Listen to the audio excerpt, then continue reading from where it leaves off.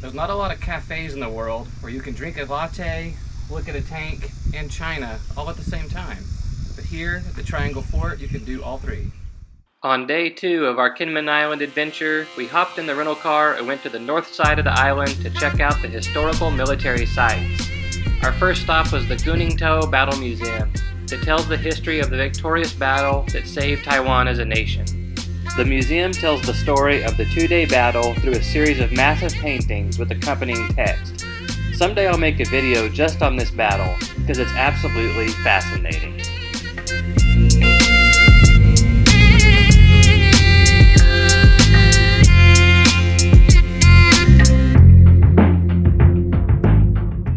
Alright, we've arrived at the cliffs overlooking mainland China. This is where, in 1949, Chinese soldiers landed and stormed the beaches here in Taiwan. But after that attack, Taiwan counterattacked with noise and propaganda. And here we're going to look at something rather interesting. So this is the Beishan Broadcasting Tower. So for years and years, Taiwan blasted propaganda and music from pop stars across the way over to China. As you can see, most of these alcoves are now empty of speakers, but musicians still come here today and perform concerts at a much lower volume, of course, and play here on these cliffs. Here we can shout messages over to China. Good morning, China! Can't we just all get along? Can't we just be friends? China, please let's be friends. Before the pandemic, millions of Chinese tourists were coming to, what's this island called? Kinmen. Before the pandemic, millions of Chinese tourists were coming to Kinmen Island every year.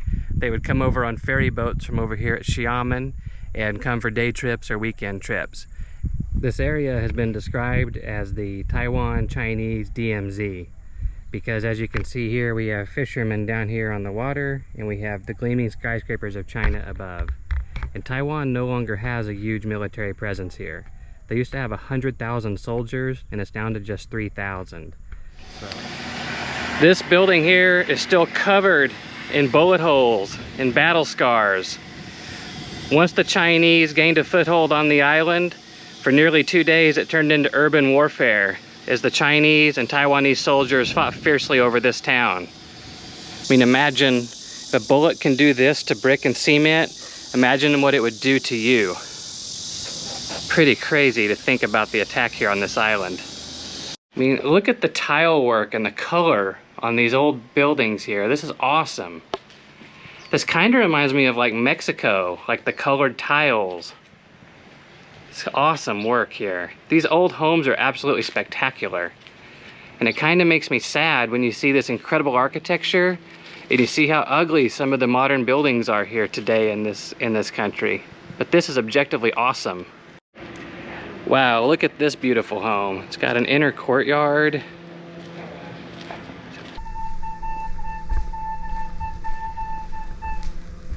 How? Thank you.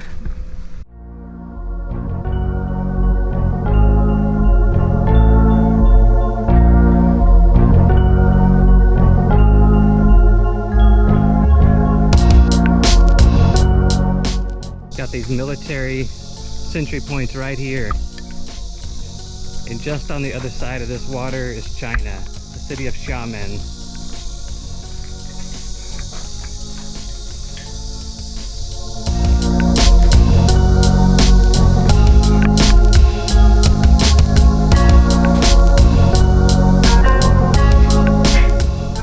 Atop this military installation is a dove for peace. It's 11 a.m. and we're the only tourists at this place, which kind of adds to the frontier feel of this. And I think the big reason there's no other tourists is because the road getting here is very narrow. Even in my car, I felt strange about coming down it, and I don't think I could have done it. There's no way a tour bus could come down here. Almost feels like we're trespassing here. So cool. Here's the dormitory where the soldiers slept in the barracks.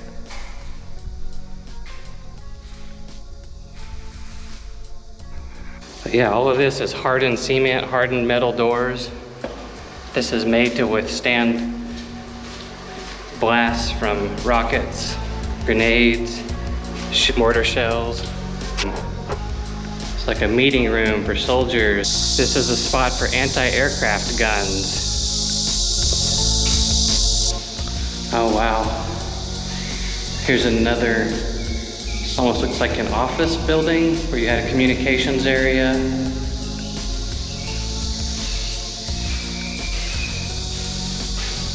You can look out here and check the movements of the enemy troops.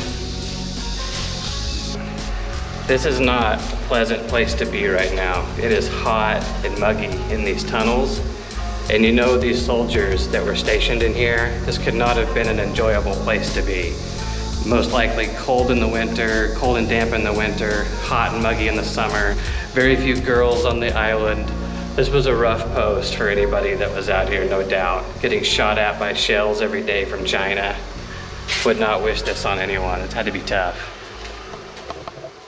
Right behind me is Shishan. That means Lion Mountain in Chinese. We're gonna go tour a underground bunker where they used to shoot howitzers over at China. And right behind me is one of these howitzers, a very accurate American-made cannon.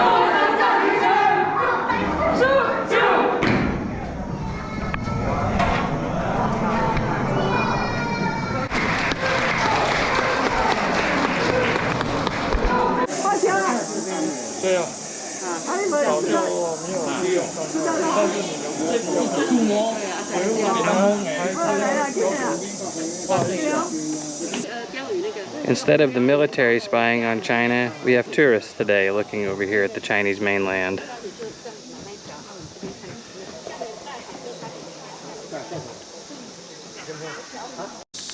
Okay, Shishan was pretty cool, I gotta admit. Even if there were a ton of tourists in there and it was a little stressful at times as we were all getting ready for the demonstration.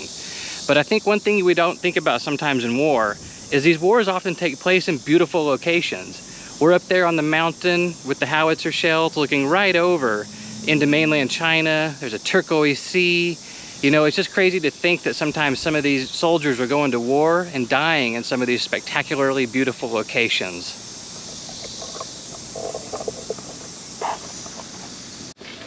This is the military brothel exhibition. There were dozens and dozens of brothels here on Kinmen Island. There was 100,000 soldiers here at one time, and they lived with the families. So to relieve some of that sexual tension and to create, you know, a place where these men could have women, they had brothels all over the island.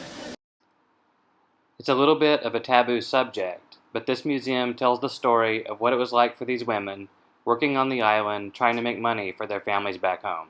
All right, we are here at the Maestro knife shop. Master Wu upcycles the artillery shells that have fallen all over this island throughout the years. He takes the steel shells and grinds them down, melts them down, and makes them into high quality knives. This is one of the most famous spots on the island. They have a demonstration, a knife shop. Let's go check it out, see what it's like. 不清楚的我们后面再来讨论。这个就是我们刚才提过的锻造过的说。